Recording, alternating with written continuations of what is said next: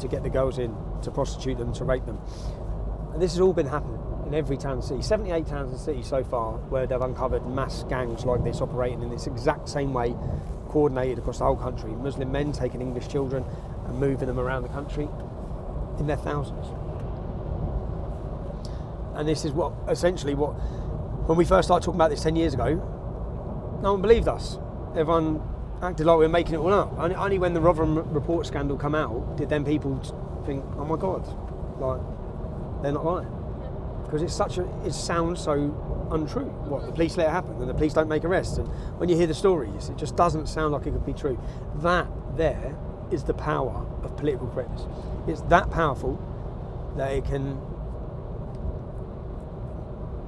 politicians, government agencies will all stand by and watch as a generation of children are being raped just because they don't want to get called racist. So whenever I try to talk to protesters pretty much at all your rallies, I'm not always even allowed to go near them, but when I do, I always ask the simple question, of course, why are you here? Because we oppose fascism, because Tommy's a racist. And then I ask, why is he a racist?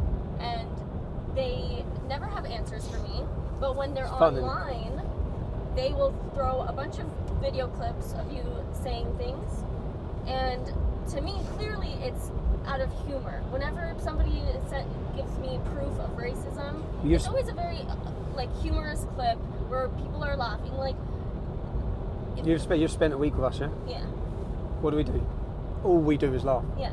And joke and banter and humour. It's yeah, what and people. It's healthy. It's healthy because otherwise, because this is so depressing. Yeah. The reality is, everywhere we go and the stories you hear, and the threat of violence all the time, or generally living thinking someone's going to kill you at some point, is that depressing. We turn everything into humour to laugh and banter your way through the days. But they either bring them or they're edited clips. So if there's one key one where I'm standing outside and I say, in these houses here are enemy combatants. You see this community and you think it's ordinary Muslims. There's enemy combatants living here. Yeah? They just cut that bit and they use that. But what I actually said is, before they cut it, is I'm standing there after the Manchester terrorist attack, which is a year anniversary in a couple of days.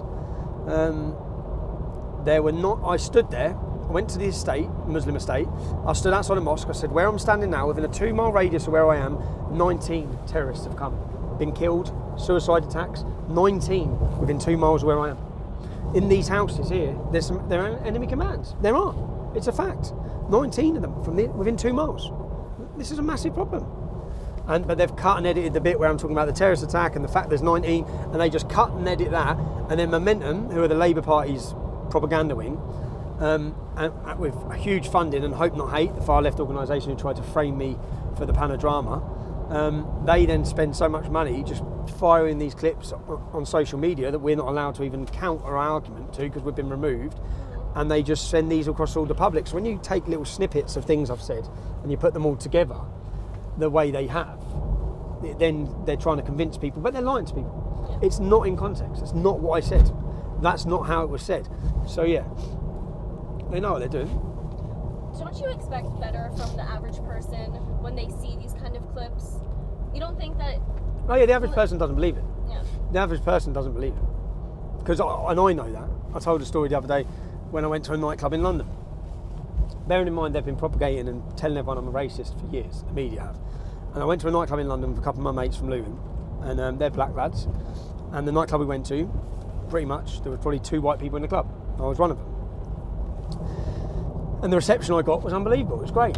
Everyone was like, yes, Tommy, how you doing? And I just start laughing all the time because I think, you have had unlimited funding. You'd have had every newspaper in the country. You've had every politician. Every one of you have been lying about me for years, trying to brainwash the public into believing I'm a racist, and none of them are buying it. The only people who buy it are these people who you see at demonstrations that you'll talk to, and these people are usually middle class, social misfits, absolute degenerates of society, who all then come together for one day to scream, and their argument is, Nazi scum!